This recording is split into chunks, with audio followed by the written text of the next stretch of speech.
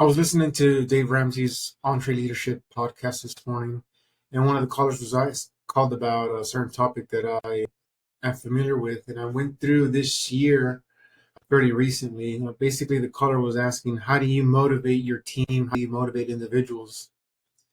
And Dave was like, "You don't." And I'm like, "What? You don't?" What Dave said is, "You don't motivate your team. You find motivated people, and you get out of their way." And I'm like, "Damn, bro, preach. That's facts." That's exactly right. And I've learned that for myself.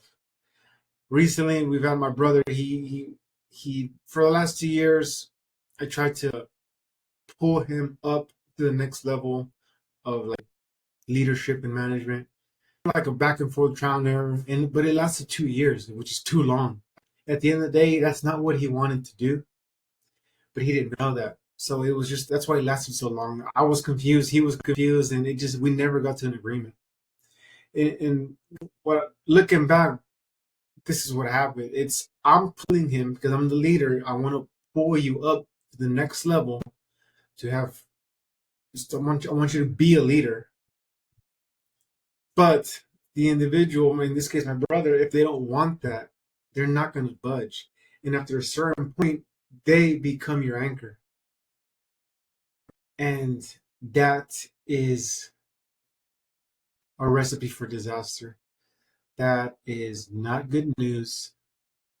You're gonna have a bad day. Once these people have become anchors, like now you are starting to get fucked up. Like your mind starts getting rattled. You're already dealing with 10 different things as an owner, as a CEO.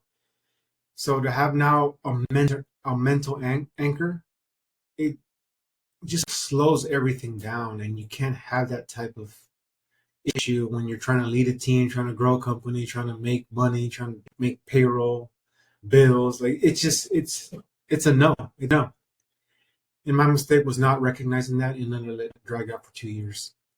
At the end of the day, it was a waste of time for me and for him.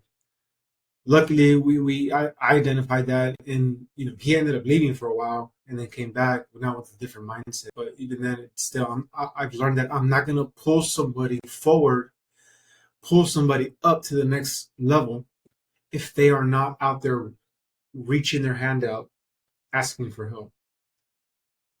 My mistake was that I was pulling people that didn't want to be pulled, and they became my anchor, and they sort of paused my mental growth and development.